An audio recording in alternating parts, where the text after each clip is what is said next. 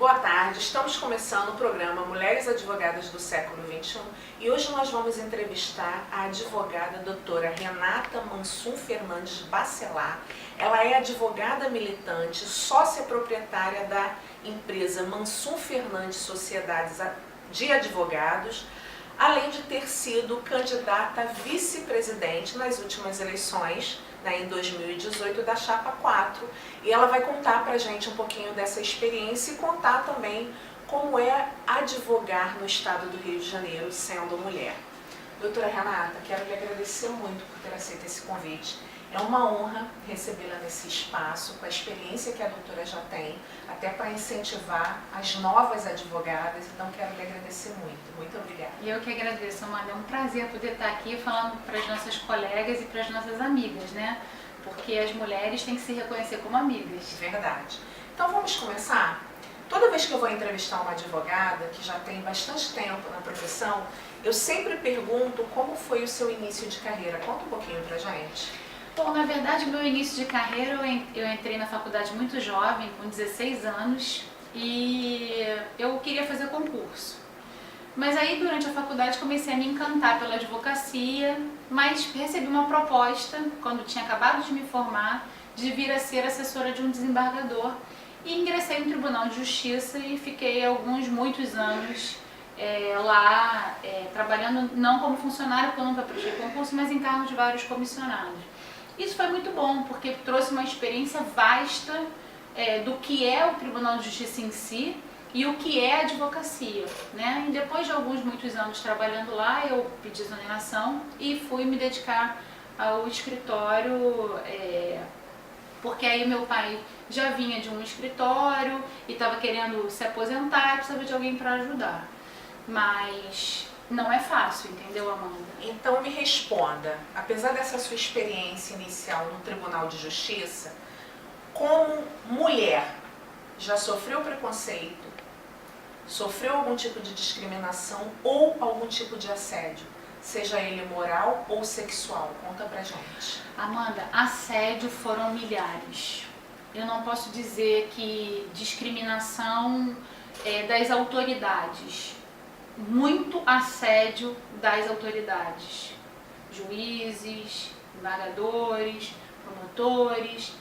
Agora, discriminação eu poderia dizer sim de nossos colegas homens, porque muitas das vezes você chega numa audiência que seja mais acalorada e você sente aqueles olhares, ele é mulher, ou doutora, a senhora está falando bobagem, né? Coisa que você não vê ele fazendo com um homem advogado, porque aí a situação fica mais complicada, de homem para homem fica mais complicada. Então eu diria que assédio sim das autoridades e eu diria que discriminação sim de colegas advogados homens.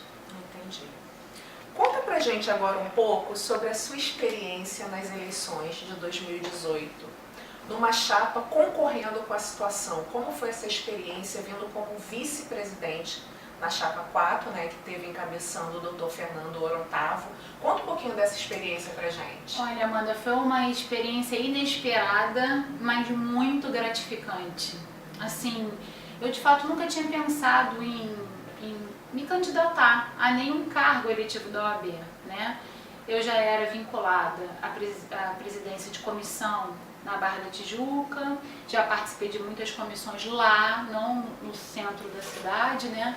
Mas fui convidada pelo Orotavo e assim, nos surpreendeu muito, apesar de não termos tido êxito nas eleições, que já era até de certa forma um pouco previsível, né?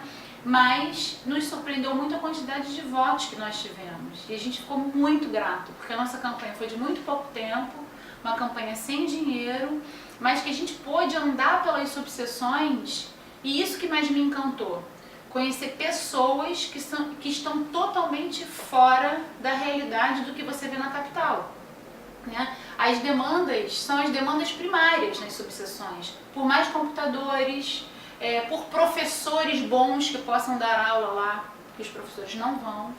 Então, assim, a gente teve a oportunidade de conhecer pessoas, nós tivemos a oportunidade de saber de fato as mazelas da advocacia e isso nos encantou e nos motiva a continuar. Então conta pra gente agora quais foram as suas expectativas nas abordagens às advogadas para pedir voto no período da campanha eleitoral. Olha, as advogadas, elas têm uma peculiaridade, né? Elas não são só advogadas, elas são mães.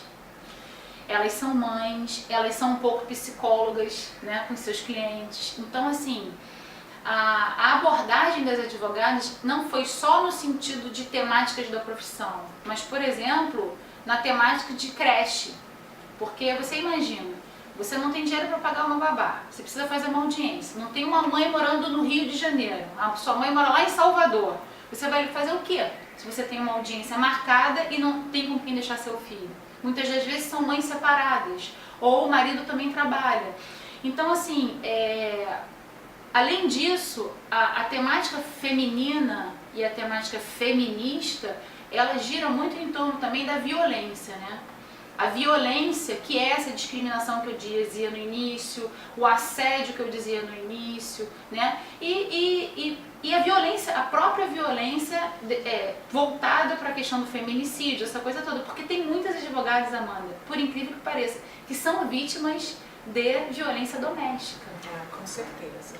Agora, me diz também, quando a doutora se apresentava como candidata a vice-presidente, como é que era a recepção das colegas e dos homens também, dos advogados? Olha, nesse ponto foi um aspecto muito positivo. A abordagem foi excelente, eu tive uma aceitação muito boa e o Fernando, ele fazia um discurso bem técnico, né, bem institucional, e eu procurava fazer um discurso mais acolhedor, né, porque eu acho que uma mulher no poder na OAB, ela tem que pensar no acolhimento. Nós temos muito mais sentimentos de acolhimento do que os homens por uma questão de natureza. Isso não significa dizer que eles não sejam sensíveis, mas foi muito positivo. A aceitação foi excelente, eu acho que eu consegui transitar em todos os mundos e se tivesse obtido êxito, na verdade, meu papel acho que seria acompanhar o Fernando na questão da ajuda às mulheres. Mas ajuda prática, não essa ajuda ideológica ou filosófica, prática. O que as mulheres precisam? Precisam de deixar seu filho numa creche, então vamos pensar em montar uma creche. Elas são vítimas também de violência doméstica, então não só serão advogadas, mas elas têm que ser acolhidas por alguém que possa ajudar, porque muitas vezes elas têm vergonha. Se ela é advogada e sofre violência doméstica, ela tem vergonha de dizer para a colega dela como que uma advogada permite passar por uma situação dessa. Então são mazelas pontuais das mulheres, né? E essa experiência fez com que a doutora olhasse de forma diferenciada hoje para a advocacia? Bastante, Amanda, porque assim, eu vou ser muito sincera com você, eu não tinha ideia do que, de fato, as demandas das subseções no interior, elas são muito pequenas, elas são muito primárias, né? Aqui a gente pensa na capital numa sede imensa com milhares de estruturas. Lá não, lá eles pediam pra gente apenas um professor bom que pudesse lá dar aula e uma sala maior com mais computadores, porque muitos não têm escritório próprio. Então eles usam as salas da OAB para justamente poder trabalhar, né? E com relação às advogadas, hoje provavelmente a doutora já deve pensar numa nova candidatura lá para o futuro, né, daqui a 3 anos. Você mudaria algo na sua campanha em prol de tudo que foi relatado para a doutora referente às advogadas na profissão em si? Eu mudaria, Amanda. Olha só, dá para fazer muita coisa. Eu acho que a OAB não só é uma instituição forte politicamente, como é uma instituição que tem dinheiro, né? Isso a gente pôde ver claramente. Então, dá para fazer muito mais do que se faz hoje, né? E acho que é o que eu estou te falando, a demanda feminina, ela gira em torno de uma proteção, quando você sofre uma discriminação, a OAB tem que chegar junto e defender essa mulher. Eu sempre digo o seguinte, quando você tem uma defesa institucional, fica fácil você combater um judiciário, né? Quando você está sozinho, você tem uma represália no processo. Então, muitas das vezes, a gente não chega nem a sequer ter a denúncia, porque a advogada, ou até mesmo o advogado, fica com medo de dizer, olha, eu fui discriminado ali naquele processo e tem medo do juiz julgar contra os interesses dele numa perseguição. Então, eu acho que a OAB tem que ajudar os advogados institucionalmente e no tema feminino tem que pensar na temática feminina, porque muitas mulheres desistem da carreira. Infelizmente, elas não dão conta da casa, do trabalho. É muito fácil você pensar num concurso público em que você tem estabilidade.